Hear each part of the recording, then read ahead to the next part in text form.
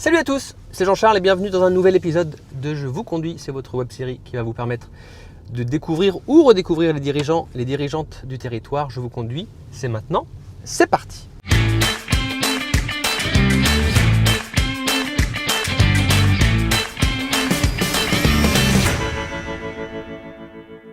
Et pour ce nouveau numéro de Je vous conduis, nous sommes à Saint-Nazaire. Et à Saint-Nazaire, il y a une start-up qui a le vent en poupe et on va en parler avec son cofondateur Maxime Mahé. C'est la start-up Third et on prend Maxime Mahé tout de suite au siège.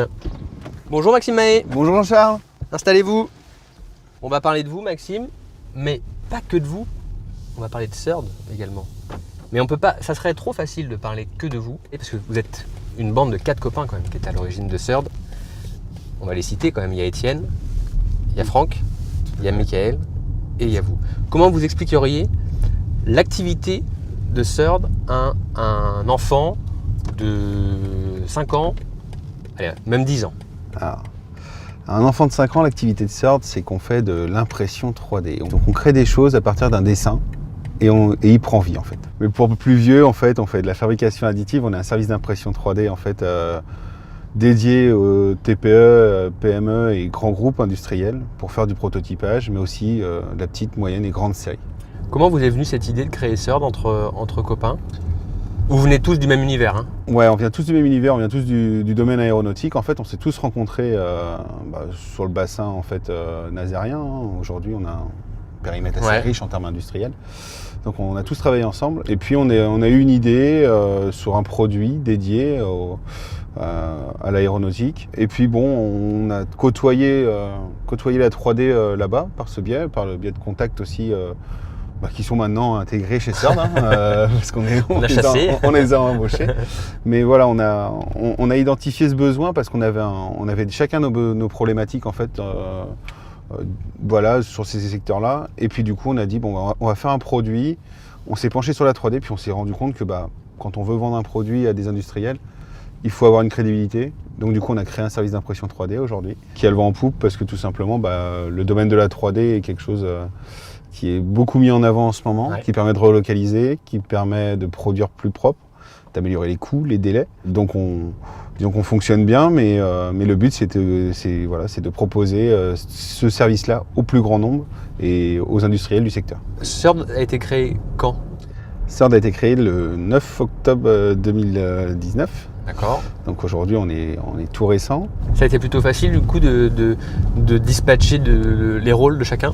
Ouais, on est des gens assez complémentaires en fait dans l'équipe. Donc Franck a le rôle de directeur général, mais aussi s'occupe de tout le partie recyclage, parce que chez Third on a aussi cette partie-là. Et Michael en fait a la partie production.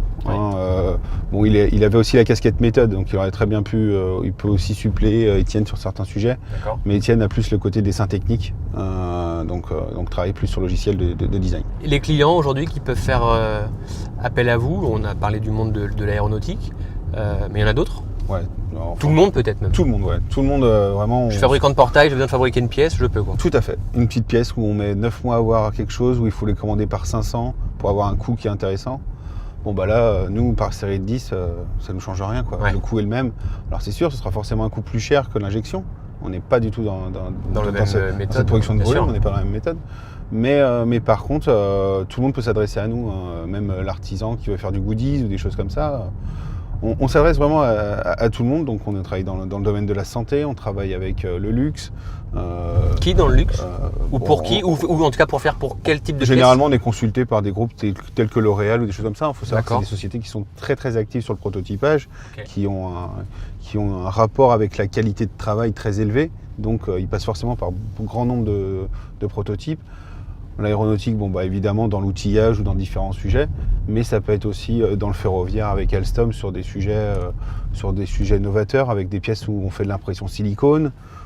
Donc il y a énormément de clients aujourd'hui, alors des grands groupes, des plus petits, qui viennent vers nous pour se pencher sur ce sujet-là. Okay. Et vous arrivez aussi à imprimer avec des matériaux recyclés? Alors tout à fait, ouais. Nous on achète une bonne partie de nos matériaux parce que pour travailler avec les TPE, les PME ou les grands groupes, on est obligé d'avoir des contraintes au niveau de nos matières, donc c'est-à-dire qu'on est obligé d'avoir une fiche technique de la matière pour spécifier la capacité. En fait, toutes nos impressions génèrent un peu de déchets, même si on en produit beaucoup moins que dans les autres domaines, mais on génère un peu de déchets. Tout ça, nous, on les récupère, on les broie et on en crée un fil. Et quand on nous demande, moi je veux une pièce juste pour de l'encombrement, fait en matériaux recyclés, c'est fait en interne chez nous. D'accord. Parce qu'on a les moyens pour, avec 3DEVO, du coup, qui nous permet de broyer, d'assécher notre plastique et de le mettre en bobine. Donc on utilise en fait ce moyen-là pour réduire aussi nos coûts en même temps, et puis éviter notre impact environnemental. On parle beaucoup de third, j'ai un accent anglais qui est magnifique, third, notamment dans le journal des entreprises. Enfin, vous tapez third sur Google, il y a plein d'articles. Dans un, il y a une phrase que vous avez dit, Maxime, c'est « On n'espérait pas avoir un développement aussi fort ». C'est vrai que c'est un peu une surprise. On avait prévu plutôt sur 5 ans d'être 4. En tout compte fait, au bout de 4 mois, on était 7 et là, aujourd'hui, on est 17. Donc c'est venu assez vite, en fait, derrière. Et comment vous expliquez justement l'engouement pour les entreprises, pour le 3D? Est-ce que c'est dû, alors c'est forcément dû au travail que vous avez quotidiennement, mais est-ce que c'est aussi dû à un changement des mentalités sur l'usage et la fabrication de certaines pièces? Alors comment ça s'explique? Je pense que pour une fois, dans un des domaines de la vie, je pense que le Covid a fait un peu changer les mentalités. Ouais. La relocalisation fait que des gens se tournent vers d'autres moyens de produire, se rendent compte que faire du stock, comme on achetait les pièces en Chine, on a acheté par 10 000 et puis on attendait 3 ans qu'elles soient écoulées. Là, on ne peut pas faire la même chose en Europe parce que les coûts ne sont pas les mêmes. Et en plus, du coup, il vaut mieux les acheter par paquet de 100 et les faire livrer comme ça parce que ça immobilise beaucoup de trésorerie. Alors nous, on répond totalement à ce problème-là. En fait, on libère de la trésorerie parce qu'on produit à la demande. Ouais. Et du coup, ça permet d'améliorer la productivité de nos clients. Donc je pense que c'est cette vision-là de la chose, où ils ont eu beaucoup d'immobilisation de trésor, beaucoup d'immobilisation de stock, qui font qu'ils ont un peu changé leur mentalité. Puis bon, il y a eu quand même un autre sujet qui est arrivé sur le coup, c'est le projet Scope, qui nous a fait grandir beaucoup. On a développé ça pendant le Covid aussi, c'est WeMed, la société normande, qui a développé le produit et qui en est le propriétaire. Mais nous, on les a aidés sur la fabrication additive, sur cette partie-là. Et on s'est mis en ordre de bataille tout ce qu'on fait pour absorber leur production qui aujourd'hui est totalement internalisée chez vous? Alors totalement internalisée chez nous sur la partie fabrication additive. Le reste de l'assemblage avec l'électronique et tout ça est fait du coup en Normandie à Fécamp au sein de WeMed. Mais ça reste encore une fois un produit totalement 100% made in France, quoi. Tout à fait. Scope, c'est le nom du stéthoscope connecté qui a été imaginé par Cyril Lecroc et qui a pour objectif de faciliter la téléconsultation, et la télémédecine. Je crois que vous avez un exemplaire. Tout à fait. C'est tout petit, montrez-le bien à la caméra. C'est tout petit et aujourd'hui, on remarque que les finitions qui sont faites aujourd'hui sur les parties imprimées en 3D, on ne croit même pas que c'est de la 3D. Non, c'est fou. Et donc là, il y a combien de pièces? Alors là, on est sur 2 pièces. On en a une 3e qui vient se mettre habituellement. Donc c'est une partie démontable, totalement stérilisable en plus, avec les propriétés des machines, qui s'assemblent très facilement.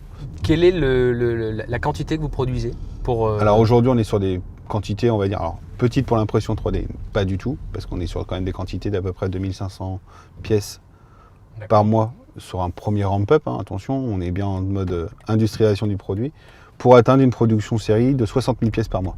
Donc là, 300 aujourd'hui pour 60 000 300 aujourd'hui à la semaine, 2500 le mois prochain et 60 000 en début 2022, certainement peut-être fin 2021, vu que les précommandes viennent de commencer. On vient d'avoir le certificat CE, l'autorisation de mise sur le marché en fait, c'était ce qui nous ralentissait un petit peu. Et là, vu que tous les leviers ont été enlevés, on peut y aller, donc c'est parti. Vous parliez de croissance, encore une fois, qui est effectivement très importante. J'ai moi-même quand même halluciné sur les chiffres, sur le dernier article du JDE. Chiffre d'affaires 2020, 500 000 euros. Tout à fait. Chiffre d'affaires prévisionnel 2021, 8 millions. Tout à fait. Et 2022, 15 millions. Ouais, alors tout ça est lié à Scope en plus, seulement. Ouais, mais quand même, quand même, c'est énorme. C'est une croissance qui est à plus de 2 chiffres. Qui est à plus de 2 chiffres, qui est amené à encore évoluer parce qu'évidemment, chaque mois, on ramène un nouveau gros client généralement. Donc, on se permet d'avoir une souplesse, on va dire, sur les chiffres qu'on annonce, parce qu'on va certainement les annoncer à la hausse en fait au fur et à mesure des années. Et on le souhaite, hein. Enfin voilà, on déménage prochainement. On n'avait que 220 mètres carrés, donc c'était compliqué de faire plus que 500 000 euros de toute façon, de ce qu'on pouvait faire. Donc là, vous allez avoir combien? Et là, on va avoir 1800 mètres carrés. Ok. Vous serez seul?